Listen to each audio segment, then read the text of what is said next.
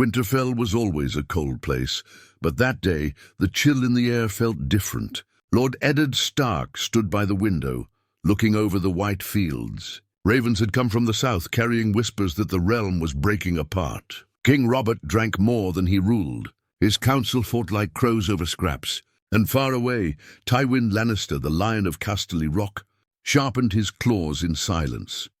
Ned had never trusted Tywin. He remembered how the Lannisters had entered King's Landing at the end of Robert's rebellion, offering their banners too late to risk much, yet early enough to claim victory. He remembered Elia Martell's blood spilled, her children dashed against walls. That was the work of Tywin's men. Yet in this new world, where the Targaryens were gone and Robert sat a crumbling throne, alliances mattered more than memories. Catelyn entered quietly. Her face was pale, as though she had heard the same whispers that reached him. "The Lannisters grow stronger," she said softly. "Their wealth can buy half the realm. Their swords are many. Even Robert bends too easily to them. Ned, if war comes, the North alone cannot hold against them." Ned turned to her, his eyes hard. "Do you ask me to bend the knee to lions?" "I ask you," Catelyn said, "to think not of pride, but of your children. Robb is still a boy. Sansa dreams of songs. Arya does not yet know the weight of a sword. They need a future, Ned, not a battlefield." That night he could not sleep. He thought of Jon Arryn, dead under mysterious circumstances. He thought of the Targaryen girl across the narrow sea. He thought of Robert, whose recklessness grew worse with each hunt, each feast. Most of all, he thought of the Lannisters. Their gold, their cunning, their cold patience. Tywin was not a man who wasted time on loyalty or honor, but he was a man who understood power. The next morning, Ned did something he never imagined. He sent a raven south, not to Robert, not to Jon Arryn's replacement on the council, but directly to Casterly Rock. The message was simple, written in Stark's careful hand. "The North remembers, but the North also sees the storms coming. Perhaps the lion and the wolf need not bare fangs at each other. Perhaps we may find common ground." When Tywin received the letter, he was seated in the golden hall of Casterly Rock. His face showed no surprise. He had always believed that even the proudest lords could be bent with the right mixture of fear and foresight. He read Ned's words twice, then handed the scroll to Keevan, his loyal brother. "The wolf grows wiser," Tywin said calmly. "Honor does not feed armies. He begins to see it." "What would you offer him?" Kevin asked. Tywin leaned back, his golden eyes shining. "A marriage. Alliances are made in beds, as much as in battlefields. His daughters are young. My sons." He paused, thinking of Jaime, already a Kingsguard, and Tyrion, the twisted dwarf. Only Cersei had true worth left to give, though she was already Robert's queen. Yet a lion always had claws to spare. Within moons, letters travelled back and forth. Careful words, never too warm, never too trusting. Ned demanded respect for the North's independence. Tywin demanded loyalty when war came. They circled each other like wolves and lions, testing the air. Finally, a bargain was struck. Ned would support Lannister interests in the court, stand silent where once he would have spoken. In return, Tywin would offer wealth to strengthen the North, grain in winters, gold for trade, even a marriage pact between their houses. When the raven came with Tywin's seal of acceptance, Ned felt a knot tighten in his chest. He wondered if he had betrayed everything he once stood for. Yet when he looked at his children laughing in the yard, he told himself it was for them, for their safety, for their future. But the gods have a way of turning even the strongest plans into ashes. For as Ned prepared to travel south to King's Landing, where his alliance with Tywin would soon be tested, shadows moved in the east. Across the sea, dragons stirred. The journey south was long and heavy with silence. Lord Eddard Stark rode at the head of his company, with Catelyn beside him for part of the road, before she returned north to guard Winterfell. Robb rode with his father until the Riverlands, learning the weight of command. Arya and Sansa chattered, though their voices grew softer the closer they came to King's Landing. Ned's mind, however, was filled with one thought: Tywin Lannister. King's Landing stank of rot and ambition. When the gates opened, the stench of fish, smoke, and sweat rushed in like a wave. Ned had always hated the city, but this time it felt different. The streets were filled with banners of red and gold. Gold cloaks patrolled in larger numbers. And in the shadows, the whispers of the people were sharp. The king grows weak. The Lannisters grow strong. At court, King Robert greeted him with his booming laugh, clapping Ned on the back as if nothing had changed. "Gods, it does me good to see your face, Ned. Come drink, hunt! Forget your cold north." But Ned noticed how Cersei's eyes lingered on him, cold and measuring. He noticed how Jaime stood behind her, golden armor gleaming, his smirk never fading. The Lannisters were watching, waiting. It was not long before the Hand's council gathered. Varys with his silken whispers, Littlefinger with his sly smile, Renly with his charm, and Grand Maester Pycelle pretending wisdom. They spoke of debts, of rebellions brewing, of Daenerys across the sea. Robert waved them all off, demanding a feast instead. But Ned listened quietly, watching how each man glanced toward the Lannisters before speaking.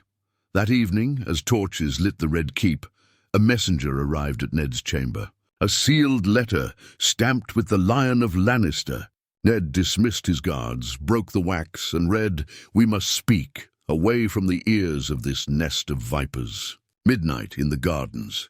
Tywin. Ned almost burned the letter. His honor screamed that such dealings were beneath him. Yet he also knew this was the price of his choice. When midnight came, he walked alone into the dark gardens of the keep.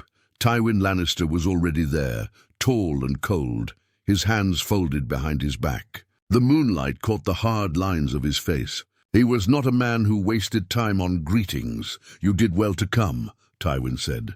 "The realm is rotting under Robert's rule. His debts grow, his enemies gather, and yet he feasts while the kingdom drowns. You know this?" "I know," Ned answered, his voice low. "But I also know you are not a man who helps for kindness' sake. What do you want of me?" Tywin studied him for a long moment. "I want what is best for my house, but perhaps that aligns with what is best for yours. You are Hand now. Your voice can steady Robert's madness. My gold can steady the kingdom's purse. Together, wolf and lion may hold the realm, while the king drinks himself to death." Ned's jaw tightened. "And when Robert dies? Then we decide what comes next." Tywin's words were sharp as a blade. "My grandson Joffrey is heir, but he is young. He will need strong guidance. You Stark could be that guidance, if you have the courage to set aside your northern stubbornness. My daughter is queen, my blood flows in the next king. With you beside him, no man in the Seven Kingdoms could stand against us." Ned's honor recoiled. To serve Joffrey, that cruel, spoiled boy? To stand beside Cersei, whom he mistrusted more than any viper? And yet he thought of Robb, of Sansa, of Arya. If war came, they would bleed first. If peace could be bought by his silence, was it not worth it? "I will not betray Robert," Ned said firmly. Tywin's lips curved in the faintest smile. "I never asked you to. Robert betrays himself well enough. I ask only that when the time comes, you do not stand in the way of what must be." Their eyes locked, wolf and lion, honor and power. Neither spoke again, but something had shifted. An understanding. A pact sealed not in ink, but in silence. In the days that followed, the court noticed the change. Ned Stark no longer challenged the Lannisters openly. When questions of debt to the Rock arose, he did not fight them. When Varys whispered about spies across the sea, Ned steered the council away from rash decisions. Robert grumbled, but paid little attention. The game was being played in shadows, and Robert was too drunk to notice. But not everyone was blind. Petter Baelish, sly as a fox, began to watch Ned more closely. Varys, with his spiders, whispered to Daenerys' allies across the narrow sea. Even Renly Baratheon began to wonder if the quiet wolf had grown new fangs. The first true test came when news reached King's Landing that Jon Arryn had been poisoned, not by illness, but by careful hand. Fingers pointed in many directions. Some whispered of Cersei, some of Varys, some even of Littlefinger. Robert raged, demanding truth. But when Tywin's voice thundered that the realm needed unity, not division, Ned supported him. For the first time in his life, Eddard Stark stood at Tywin's side. The court fell silent. The lion and the wolf had found common ground. In that moment, a new balance was born in the realm. But balance is fragile, and secrets rot from within. Far away in the free cities, a girl with silver hair and dragon's blood stepped into fire. The Red Keep had always been a place of whispers, but now the whispers had turned into storms. Every hall carried the rumor. Lord Stark walks with the lion. Servants muttered it while pouring wine. Knights repeated it in the training yard. Even the small folk in Flea Bottom spoke of it as though it were prophecy. To many it seemed impossible. Ned Stark, the man of honor, joining hands with Tywin Lannister, the man of ruthlessness. Yet the signs were clear. In council meetings, the wolf no longer snapped at the lion. In judgments, he allowed Lannister debts to go unchallenged. He had not spoken a word against Cersei in weeks. Cersei herself watched him closely, her emerald eyes sharp with suspicion. One evening, as Robert snored on his wine-soaked bed, she summoned Jaime to her chambers. "He plots with father," she hissed, pacing like a caged cat. "Stark, the same man who despises us. Do you think I believe for a moment this peace is real?" Jaime leaned lazily against the wall, polishing his golden sword.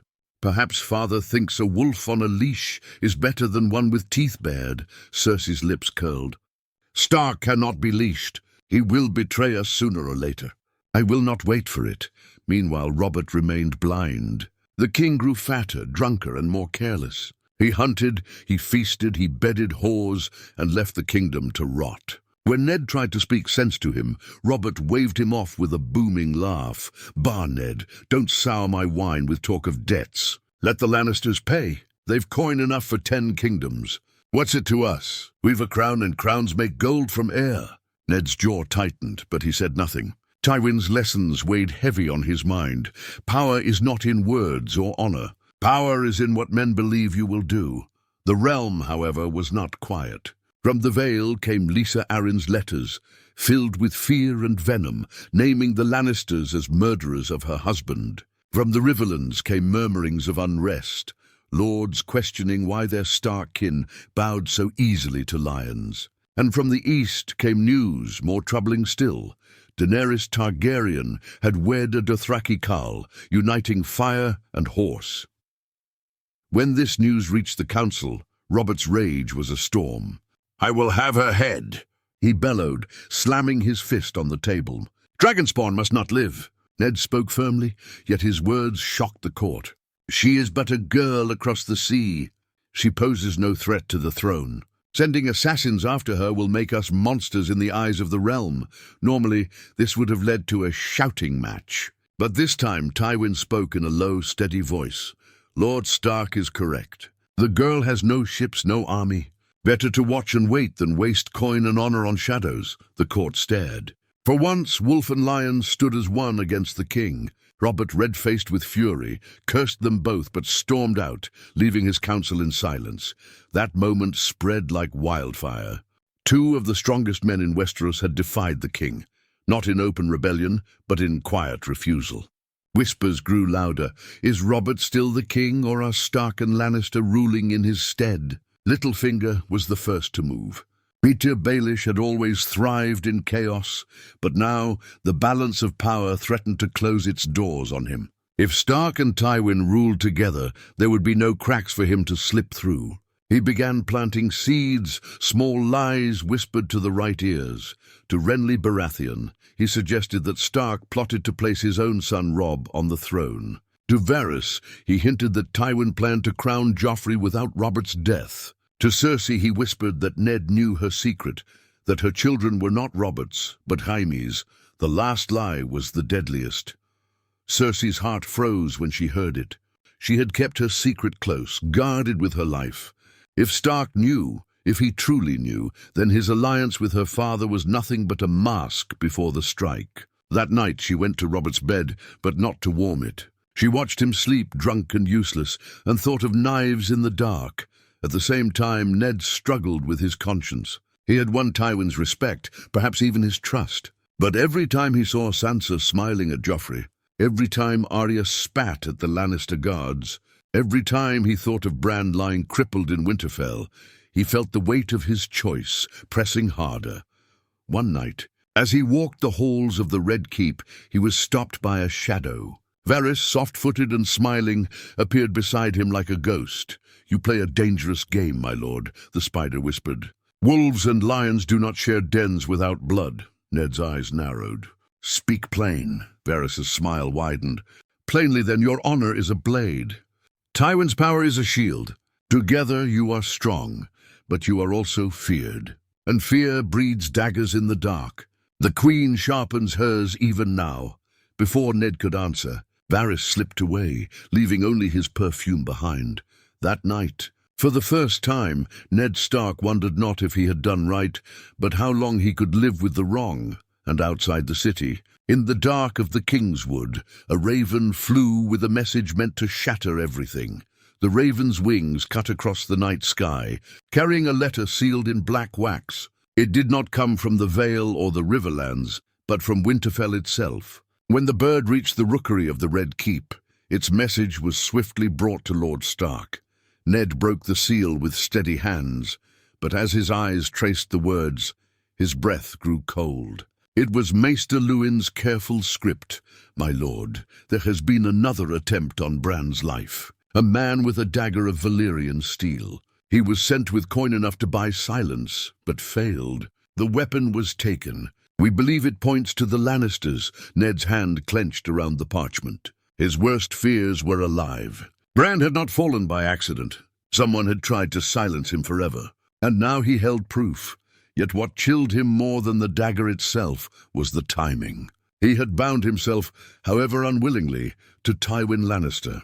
He had shielded Cersei in council, stood at Tywin's side against the king. And now this. He did not sleep that night. He walked the halls of the Red Keep until dawn, torn between two wolves inside him, one howling for justice, the other begging for caution. By morning, he went to confront Tywin. The great lion was seated in a solar, golden sunlight, painting his hard features. He looked up when Ned entered, but did not rise. "You come with a storm in your eyes," Tywin said calmly. Ned dropped the dagger on the table between them. Its black blade gleamed in the light. "This was used to try and kill my son. Valyrian steel. Bought with heavy coin. Do you deny it comes from your house?" Tywin studied the weapon for a long time, his face unreadable. "A fine blade, but not mine. I have no need for shadows with daggers. When the Lannisters kill, we do not hide it. Then who?" Ned demanded, voice sharp. "Who gains from this but you?" Bran saw something. "Something your kin wish silenced." Tywin's gaze hardened. "Careful, Stark. You speak as though you accuse me. But if I wanted your boy dead, he would not be breathing now." He leaned closer, his voice a quiet growl. "Ask yourself instead, who benefits from you doubting me? Who profits from driving wolf and lion apart?" The words struck Ned like a blow. He thought of Littlefinger's sly grin, of Varys's whispers, of Lysa Arryn's venomous letters. There were many who would love nothing more than to tear their fragile pact apart, but the seed of doubt was planted. Even if Tywin did not order the dagger, someone in his blood might have. Jaime, Cersei, even Tyrion. The thought of his children laughing in Winterfell while shadows reached for them made Ned's blood boil. "Remember this, Lord Lannister," Ned said coldly. "If one more hand is raised against my children, pact or no pact, I will not stop until your house is ashes." For the first time, Tywin's lips curved into the faintest smile. "Good, then we understand each other." The city beyond the castle was restless. Whispers of debt, poison, and betrayal grew louder. The gold cloaks patrolled in greater numbers. Food grew scarce, and in Flea Bottom, the small folk cursed both wolf and lion for fattening themselves while the people starved. It was there, in the shadows of the city, that Littlefinger planted his most dangerous seed. He found loyal ears among the city watch captains, slipping them coin and words alike. Lord Stark and Lord Tywin conspire to place their own blood upon the throne. Robert is but their puppet. If you do not act, you will be swept aside when the lion and the wolf divide the crown. By the time those whispers reached Renly Baratheon, the young lord's pride was already stoked. He saw himself as a king in waiting, handsome and strong, better suited than Robert's spoiled children. If Stark and Tywin truly meant to rule, then he too would need allies. Quietly, he began reaching to the Tyrells. The game was quickening. One evening, as Ned walked the gardens with Sansa and Arya, he noticed men watching from the shadows. Not goldcloaks, not his own guard, but men with Lannister red on their sleeves. He sent his daughters inside and waited. Jaime Lannister emerged, smirking as though he owned the world. "My father says you've grown teeth, Stark. I thought northern wolves only howled." Ned's hand rested on the hilt of his sword. "Say what you came to say, Kingslayer." Jaime's eyes glittered. "Just this, my sister grows restless. She thinks you know more than you should. Be careful, Stark. The last man who threatened her secrets didn't live to speak of them." Before Ned could reply, Jaime turned and walked away, golden armor flashing in the torchlight. That night, Ned dreamed of Bran, small and broken in his bed. He dreamed of Jon Snow, far away at the wall, staring at endless ice. He dreamed of Robert laughing, blind to all of it. And he dreamed of Tywin's cold eyes, promising strength but offering chains. When he woke, the decision was made. The pact with Tywin might hold, but his trust never would. He would play the lion's game as long as needed, but he would never forget that lions eat wolves when hungry enough. And so the wolf began to sharpen his own claws. Far away, across the narrow sea, fire burned in the night sky as Daenerys Targaryen stepped from the flames with dragons in her arms. The night Daenerys's dragons were born, no one in Westeros saw the flames, but the ripple reached them all the same. Messengers carried rumors of fire-breathing beasts across the sea, of the last Targaryen stepping from the ashes unburnt. Most at court laughed, calling it madness. Yet when the whispers reached Tywin and Ned, neither man smiled. "The realm bleeds already," Tywin said coldly in council. "The last thing we need is fools thinking dragons have returned." Ned kept silent, though his mind stirred. He had fought against the Targaryens, had watched their dynasty burn. If the girl truly had dragons, it would change everything. Robert, drunk on his throne, scoffed at both of them. More ghost stories. "If she comes, we'll smash her as we smashed her kin." "But what are dragons to Robert Baratheon?" But Cersei was not laughing. Behind her calm mask, her thoughts raced. Dragons meant power, power meant chaos, and chaos might shatter the wolf and lion pact she despised. That night she whispered to Jaime, "If dragons truly live again, they may be our salvation. Father's schemes and Stark's honor will burn in that fire." In the Red Keep, tension coiled like a serpent. Ned noticed how the Lannisters tightened their grip. Gold cloaks answered not to the king, but to Janos Slynt. And Janos answered to coin, and much of that coin came from Littlefinger. One afternoon, Ned was summoned to the council chambers only to find Littlefinger waiting alone. Peter's smile was sharp as a blade. "You've walked too long beside lions, my lord. Do you not fear you'll be devoured?" Ned's eyes narrowed. "Speak your riddles elsewhere, Baelish. I've no time for games." "Oh, but the game is all we have."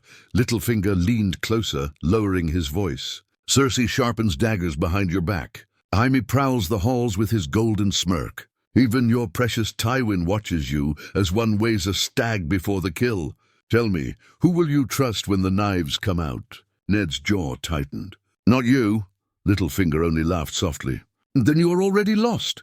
Days later, the first true fracture appeared. A raven came from River Run.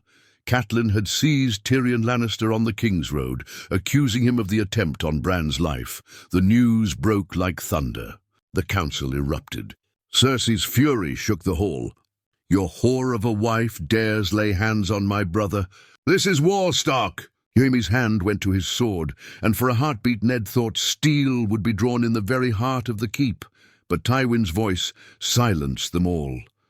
"Enough," he commanded. His face was stone. "If your lady has taken my son, then blood will answer blood. Release him, Stark, or the Riverlands will burn."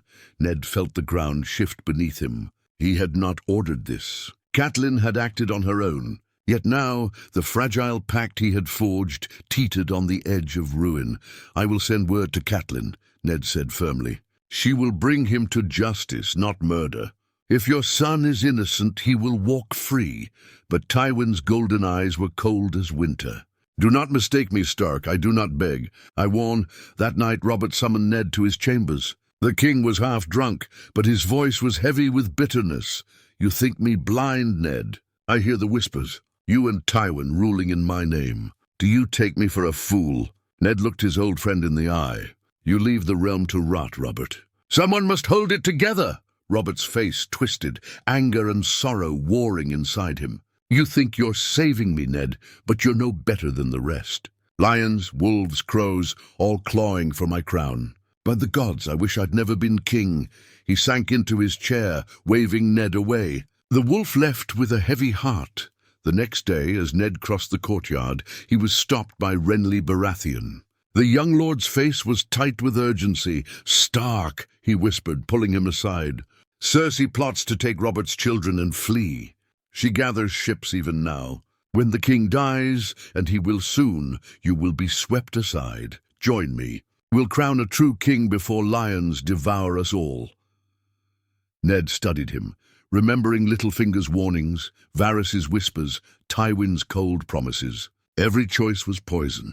Every path led to blood, but before he could answer, a horn blew from the gates. A rider, dust-stained and breathless, galloped into the keep.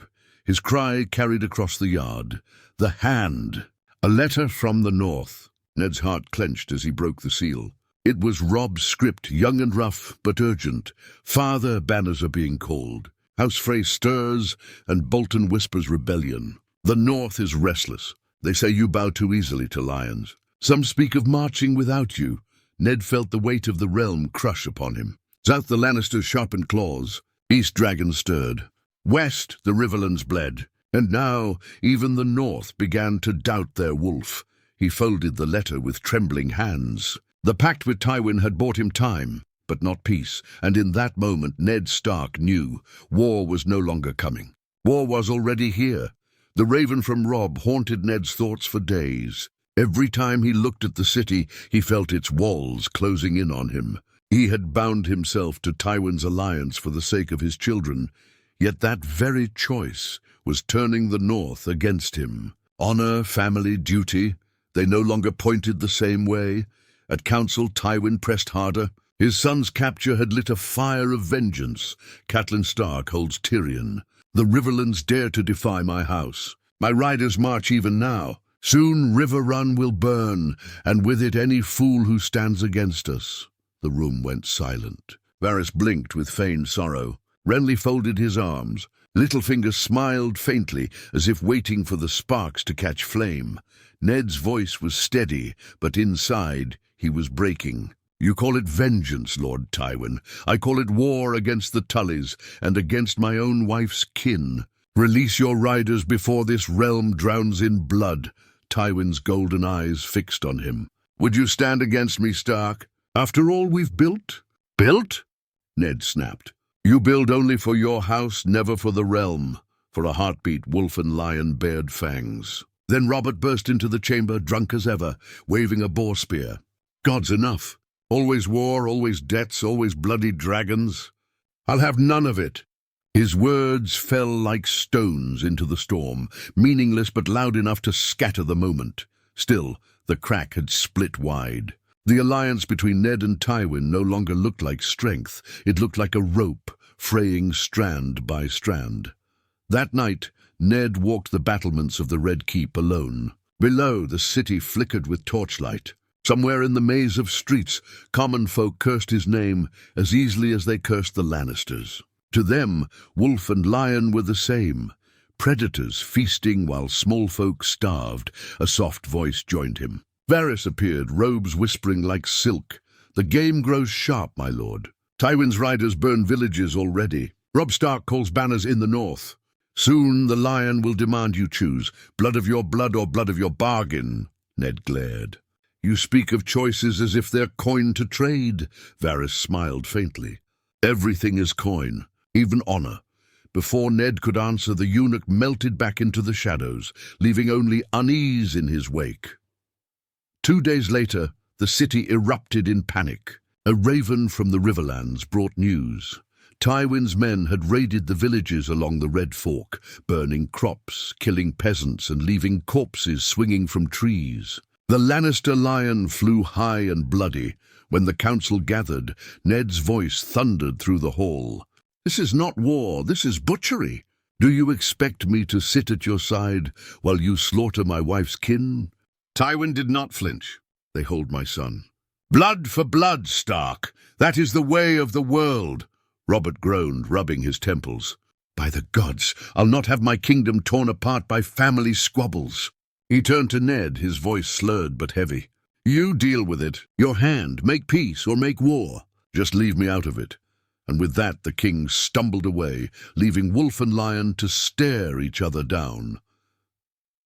That evening, Jaime Lannister found Ned in the stables. His golden armor glimmered even in the torchlight, his smirk ever sharp. "You look torn, Stark," Jaime said lightly. "Will you side with your wife's kin, or with my father's gold?" "Either way you lose."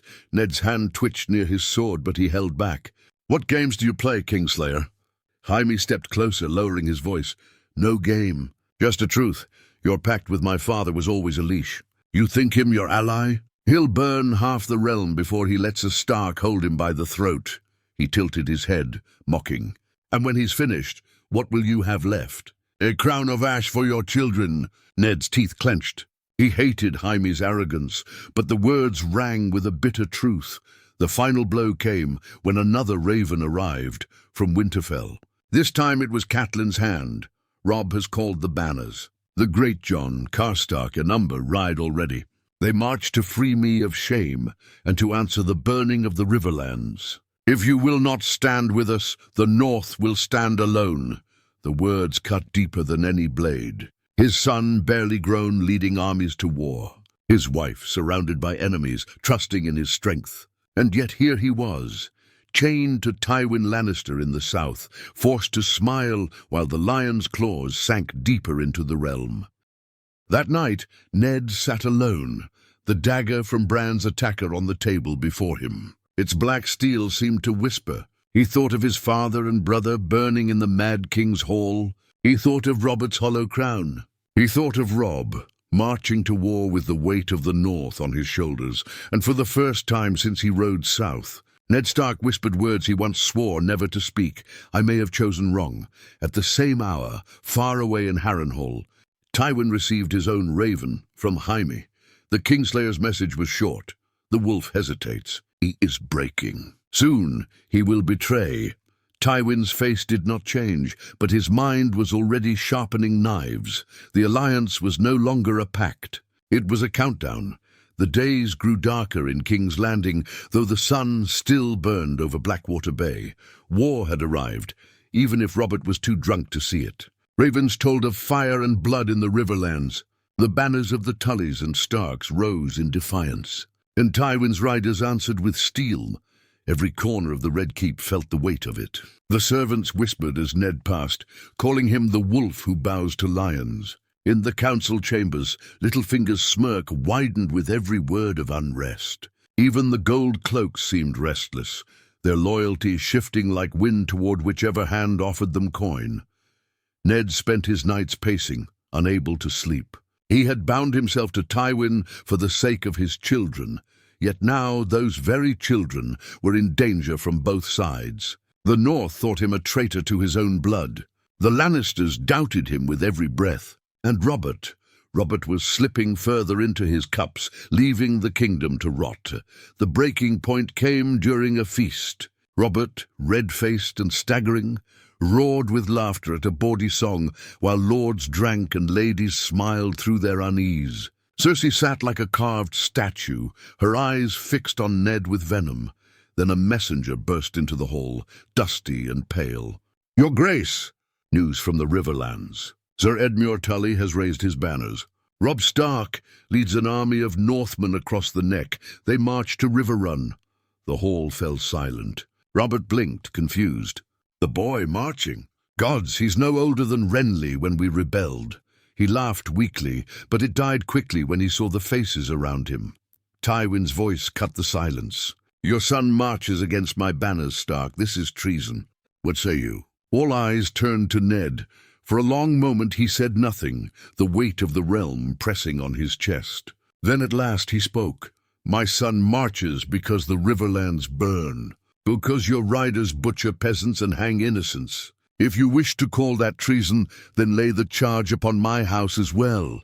The hall erupted in shouts. Lords slammed goblets on tables. Jaime's hand went to his sword. Cersei's lips curved into a cruel smile, and Robert only stared at his old friend with eyes full of betrayal. "Ned, you swore to keep this realm whole, and now your boy tears it apart." "I swore to protect my family," Ned answered, voice hard as steel. The feast ended in chaos. The line was drawn. That night, Tywin summoned his son Jaime and a handful of trusted men. His face was as calm as stone, but his words were sharp. "Stark has chosen his blood over his word. He is no ally to us now. Tomorrow we cut out the wolf before his cubs grow teeth." Jaime grinned, eager for the clash. But Keevan frowned. "What of the king? Robert will not suffer the hand's murder." Tywin's eyes glinted. "Robert is weak, drunk, surrounded by flatterers. If he protests, we remind him who pays his debts, who feeds his armies. The crown is but a crown. Power rests with those who dare take it, but the lions were not the only ones plotting. Littlefinger found Ned in the Godswood the same night, the trees whispering in the dark. "War has come, my lord. You stand between wolf and lion, and neither will suffer you much longer. But I can help you." Ned's eyes narrowed. "Help or sharpen your own knives?" Peter only smiled, his voice honey-sweet. "The City Watch. They will rise for whomever holds their purse. With them, you could seize the Red Keep before Tywin's claws close around it. Place Robert under your guard. Take his children as wards, and hold the city for the north. All it takes is my word to Janos Slynt. It was poison, sweet and tempting. To seize the city meant blood. To refuse meant betrayal by Tywin before dawn." Ned turned away. "I will not spill innocent blood for thrones and crowns." Littlefinger's smile faded, but only for a breath. "Then, my lord, you will find yourself bleeding when others spill it for you." At dawn, the blow struck. Robert had gone hunting, drunk and careless, leaving the city in chaos. Tywin's riders began to gather at the gates. Cersei moved her children into the safety of Maegor's holdfast, and in the halls of the Red Keep, Jaime and his men cornered Ned's guard. Steel clashed, cries echoed, and blood stained the stones. Ned fought like the wolf he was, his sword flashing, but his men fell one by one. Jaime's grin never faded as he pressed closer. "Did I not warn you, Stark? Lions do not share dens." Ned parried, the weight of his choice heavy in his arms. He had trusted Tywin's pact, ignored his own doubts, and now the price was being paid in blood. But before the final blow could fall, horns sounded from the city gates. The cry rose like thunder. "The gold cloaks! The City Watch is here!" Both wolf and lion turned as armored men poured into the yard. Their yellow cloaks shone in the morning light. For a heartbeat, no one knew whom they served. Then Janos Slynt raised his sword, shouting, "For Lord Stark! For the hand of the king!" The yard erupted. Jaime cursed. Tywin's men scattered, and Ned felt the tide shift, if only for a moment. The wolf still had fangs, but the lions were far from finished. The yard of the Red Keep was chaos. Gold cloaks turned their swords against Lannister men, and for the first time in weeks, Ned felt the tide tilt in his favor. Jaime fought like wildfire, cutting down 2 watchmen in moments, but the numbers were against him. With a curse, he leapt back, signaling his men to retreat. "You've made your choice, Stark." Jaime spat, his grin still sharp even as he withdrew. "Pray you survive long enough to regret it." The lions scattered, leaving bodies in their wake. Ned's guard was bloodied but alive, his daughters hidden safely in Maegor's holdfast for now. The wolf had won the yard, but the war had only begun. When Robert returned from his hunt, drunk and bloodied by the boar he had barely slain, the city was already a tinderbox. Cersei flew to him, her voice honeyed with fear and venom.